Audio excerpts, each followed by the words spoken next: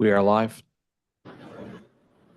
Good day, folks. Thanks for joining us for today's Finance Committee for May of 2024. We do appear to have full attendance today. Clerk has the attendance noted. Does anybody present today have a declaration of conflict of interest to register? I see none, so we shall move on. Let me ask, first of all, if I could get a mover and a seconder for everything before us today. Moved by Councillor Sullivan and seconded by Councillor Hunt. And secondly, let me ask if there are any items that members would like to separate for question or discussion. Mayor. 5.21 and 5.22. Thank you, Mayor. Consent items. I see no requests, so we'll go ahead and vote on those. If the clerk would take the vote, please.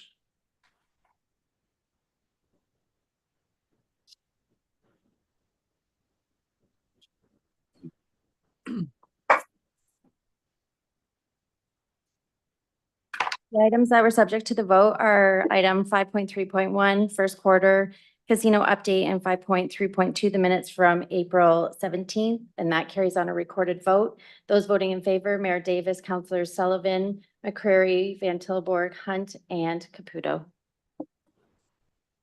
And thank you for that. Mayor Davis, 5.2.1, you have the floor. Go ahead, please.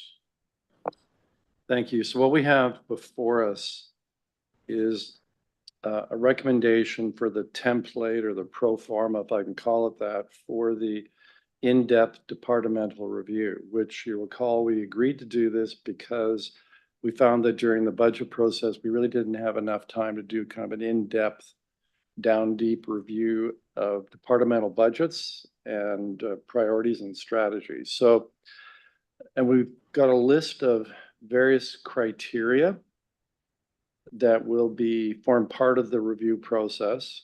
And I think there's some additional items we might add.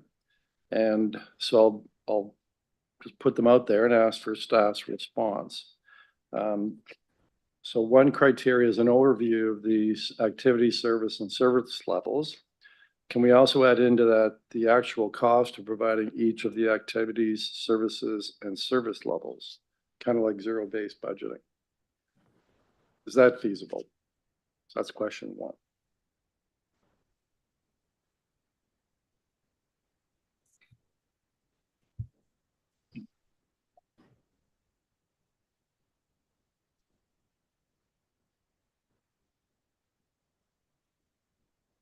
Through the chair to Mayor Davis. So we are suggesting we provide in the appendices a number of financial schedules to support the services that are being provided. Can you maybe just clarify specifically what it is you're looking for? Is it the actual experience for the services in the departments that are being reviewed that you would like to see as part of this? Well, so number one item is the overview of services, so the idea behind that is to give us an overview of the services provided by the department we're reviewing.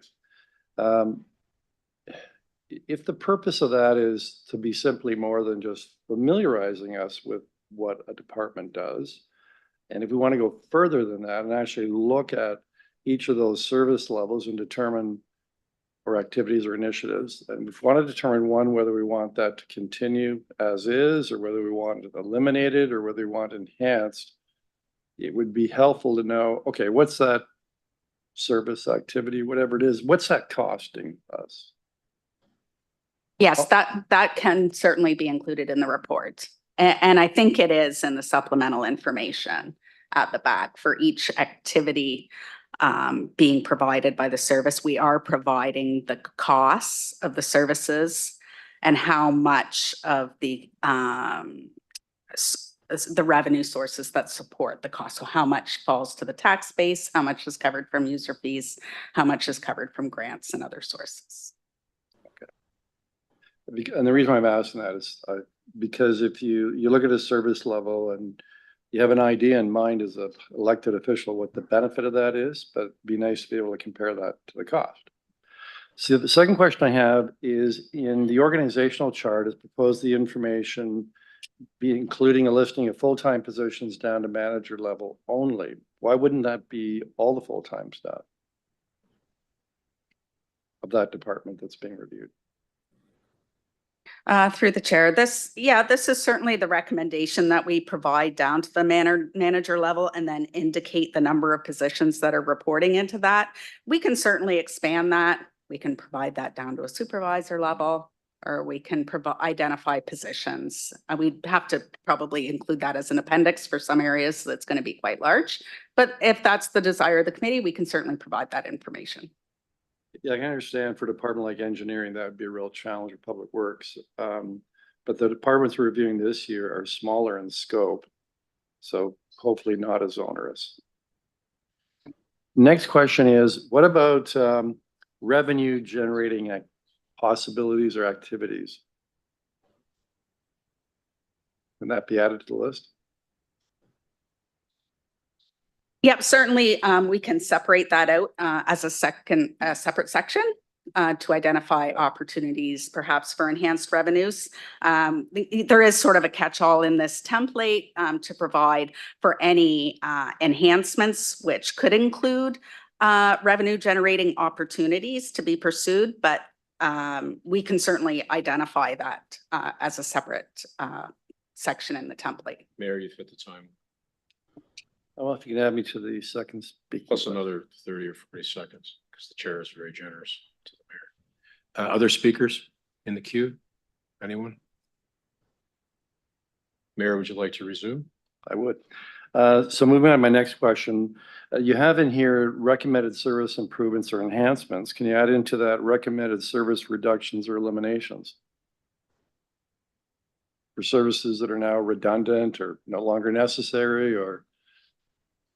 Certainly, that could include those as well. Okay.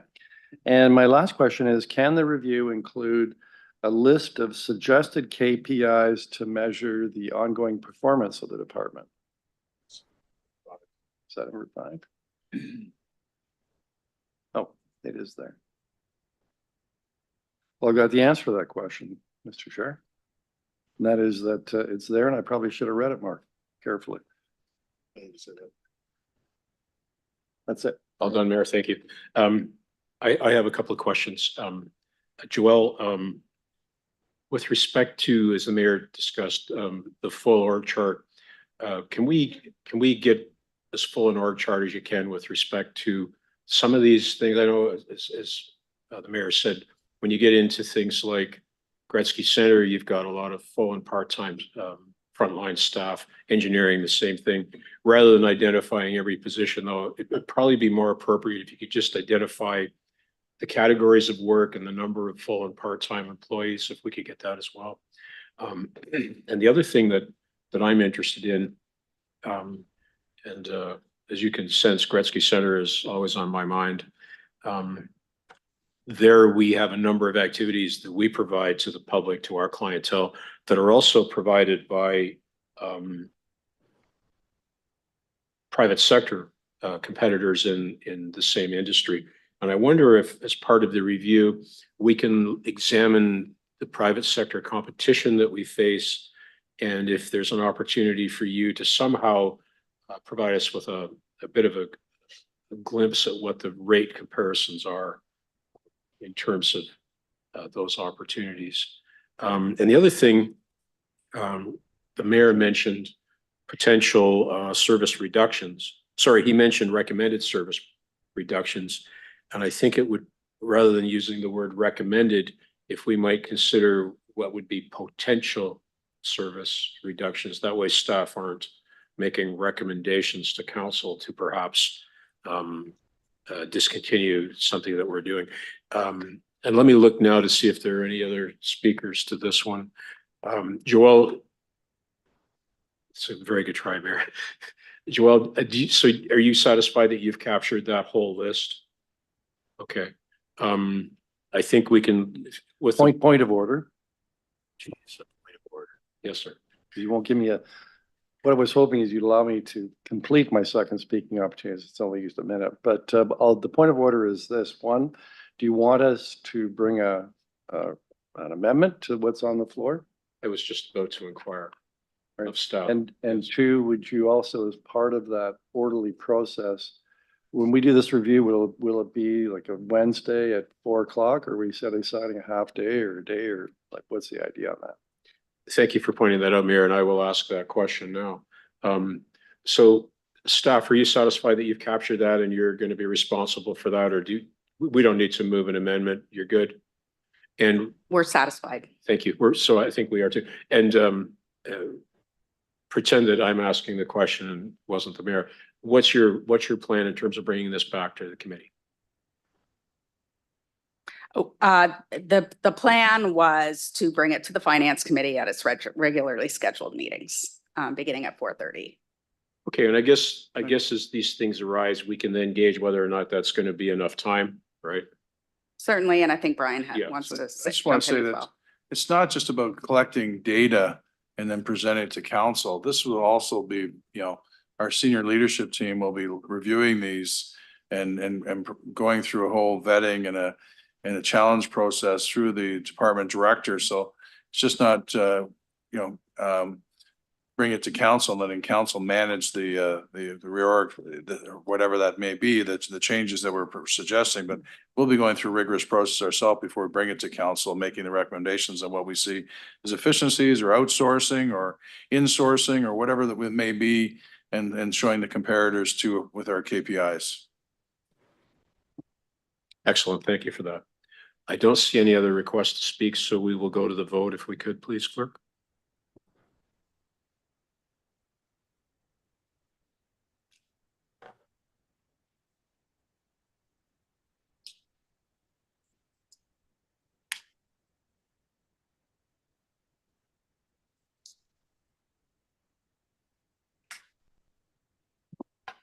Item 5.1 or 5.2.1, departmental review strategy carries on a recorded vote of 6-0. Those voting in favor, Mayor Davis, Councilors Sullivan, McCurry, Van Tilburg, Hunt, and Caputo. And thank you for that. Mayor, you have the floor to begin 522, please. Thank you, Mr. Chair. And this goes to probably through you to Selby, because it's sort of public works related. And it's in respect to two particular projects, one of which is not in the list, but arises out of an event I went to in the weekend. And I was asked a question. It's kind of a minor matter, but it's Woodman Park, and that would be in the Garden Ave Johnson Road area. It's in Ward 4. And I was asked a question about a gazebo. Is there a gazebo plan for Woodman Park? I recall there being some discussion about this. Through you, Chair, I think we have our staff online. Jen? Jennifer Elliott's here. Jen, can you speak to that? Yeah, most definitely through the chair to you, Mayor Davis. I do believe we have shade structures in the Woodman Park playground area. I can confirm for you and get back to you ASAP. Great, thanks. And then the other, this is now in respect to an item that is in the list, and that's the Mount Pleasant Street and Mount Pleasant Road and Gilkinson, the sewer and water lines. Why is there a sewer line being constructed on Gilkinson? So through the chair to you, Mayor Davis. So in which to service the Tootla Heights area, we need to install sanitary sewer, and flowing through gravity, it's coming from the Conklin Road area down the Mount Pleasant Hill. And then in which to get across the river to our wastewater treatment plant, the easiest connection is down Gilkison Street to connect into the siphon that goes under the Grand River up near Lions Park.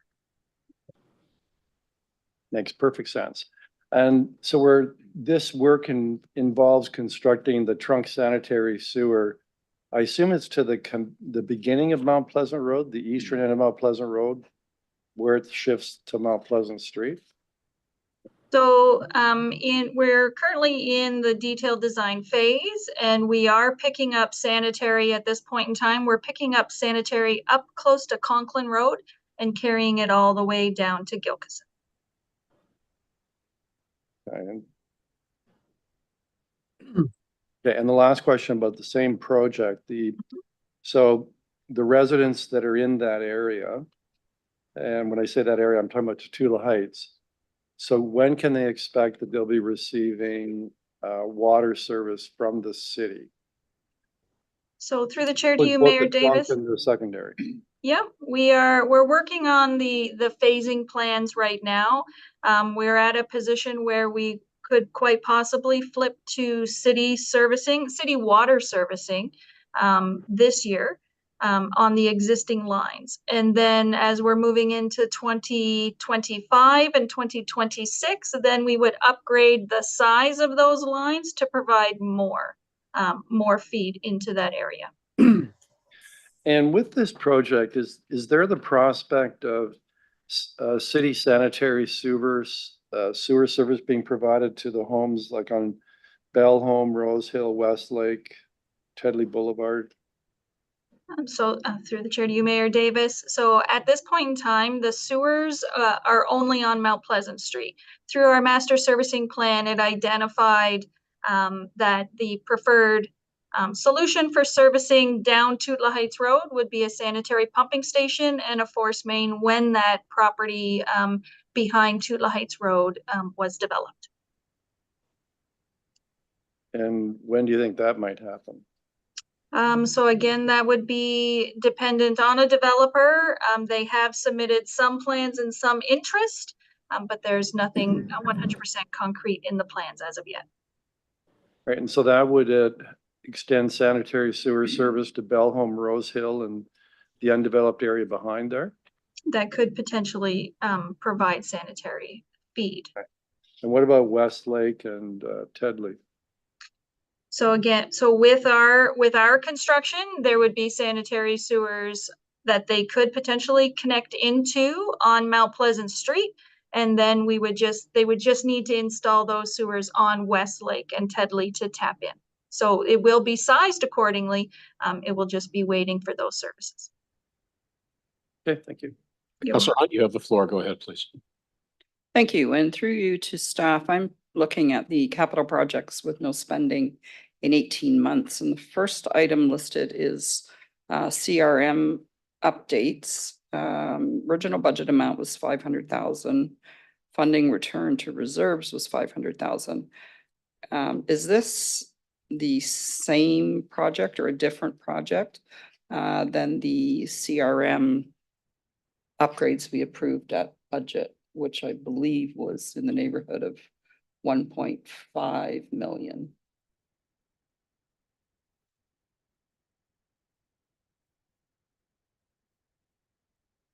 You're correct with the project for the 1.5 million. I'm just looking for our finance staff to clarify the in and out of the reserve.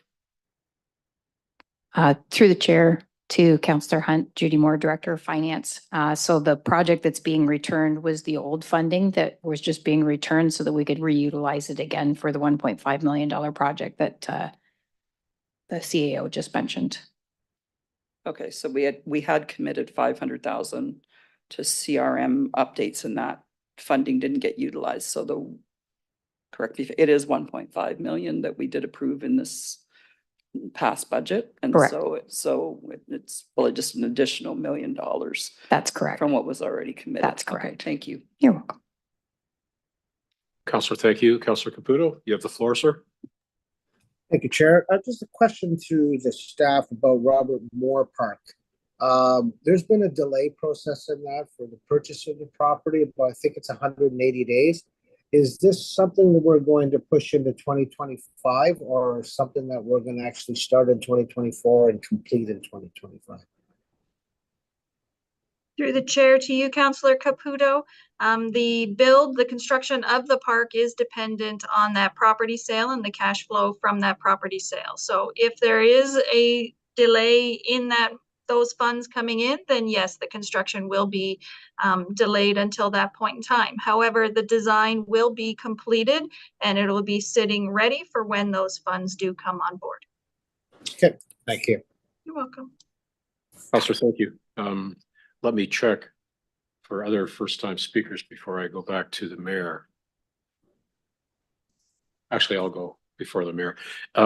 With respect, Chief, with respect to your fire station,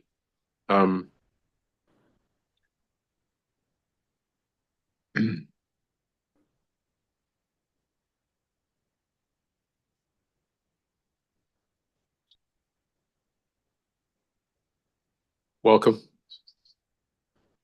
It cites some additional design fees from consultants. Would you happen to have any recollection of what the total amount of your budget is being devoted to consultants? Through the chair, Fire Chief Todd Binkley, I believe facilities is online and they can Okay. answer that question. Gord? Yeah, through the chair to you, Councillor, Gord Gavrilovic, Manager of Facilities Capital Development. We had initially budgeted for around $10,000 in design fees, and we're now seeing that increased almost to 25,000. Do we have anybody in the corporation that can do what I would think would be a fairly simple design for some plumbing and interior partitioning?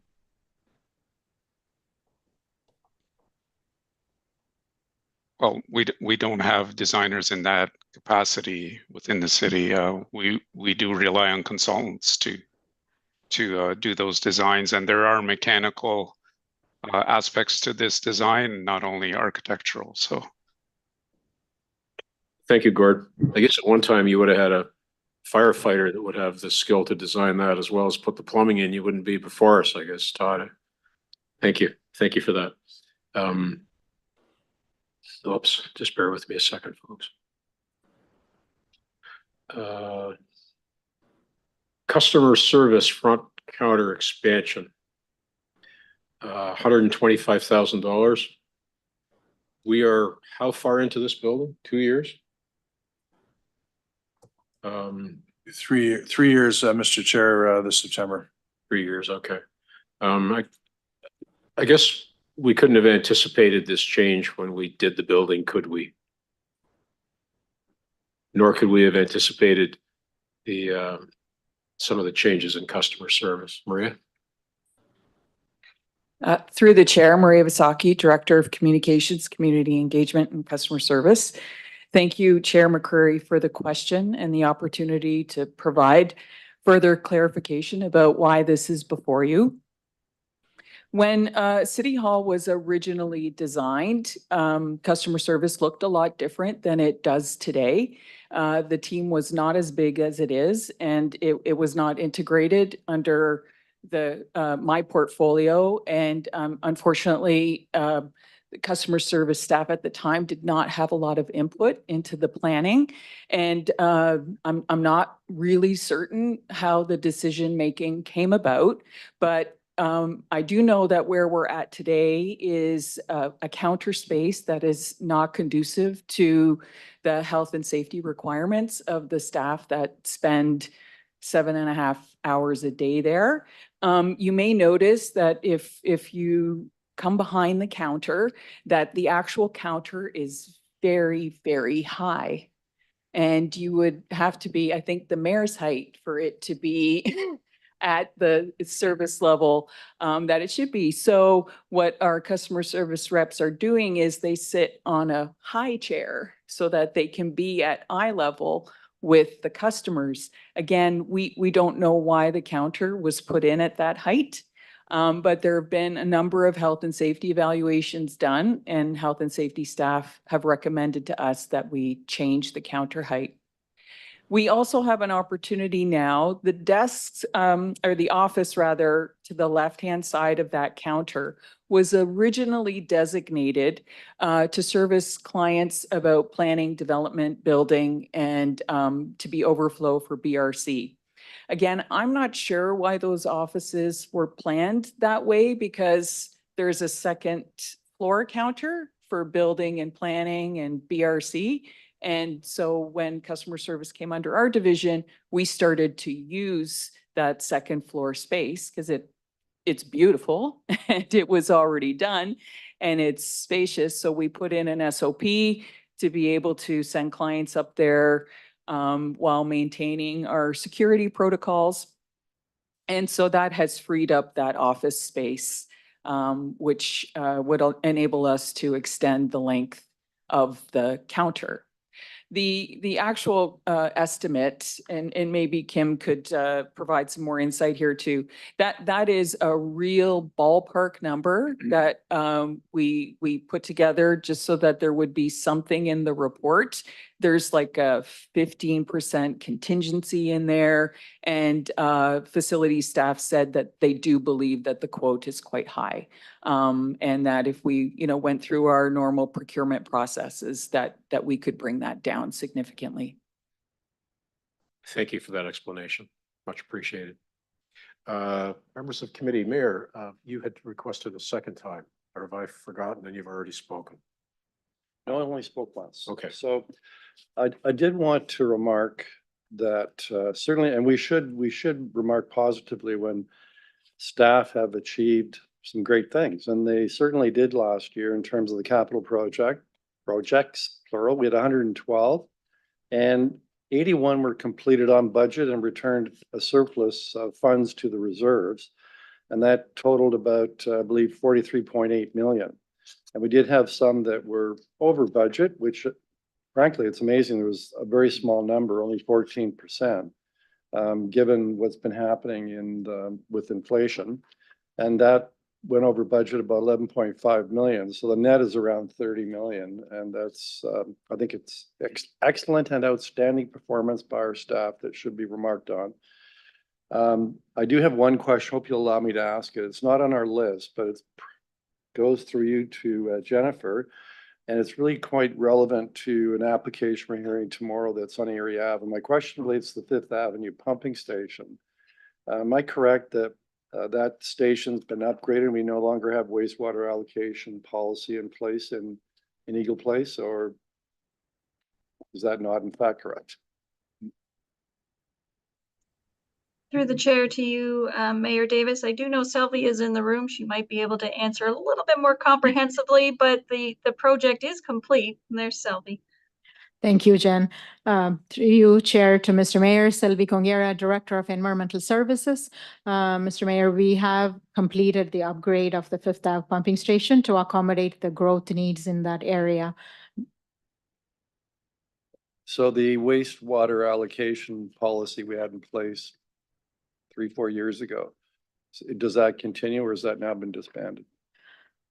Through the chair to Mr. Mayor, our Gary Peaver, our development engineering staff do track through the allocation policy, the new development requests that are coming in against the capacity we have. So it's being tracked and we have a process in place in case the need exceeds that we would upgrade the station.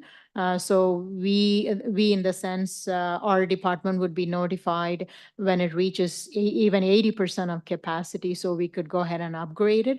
But as far as we know so far, we haven't reached an additional need for that pumping station. And my last comment, Mr. Chair, on that subject is I'm hoping staff tomorrow can comment on whether we could if we issued an approval on the zoning, can we make it conditional they lose it? If they don't, they lose that wastewater allocation if they don't bill within a certain period of time. I think province recently, there's some legislation I think that allows us to do that. So don't expect an answer today, but heads up, it'll be coming tomorrow. So that would be the planning staff and development engineering staff tomorrow. And I don't believe if Nicole Wilmot's online, that legislation, I know it's been proposed, but I don't think the legislation has been approved yet at this point in time by the province. So, but that we can discuss that tomorrow. Mayor, that was very nicely done. Thank you. I do have one more comment. Maria, you don't need to come up. I wonder if you could make sure that we have something published on social media and perhaps in the newspaper outlining what a good job we've done with respect to our capital. Okay, maybe a punchy quote from the mayor. Thank you. Members of committee, anything further on 2.2 before we move along? Seeing nothing, if we could go to the vote, please.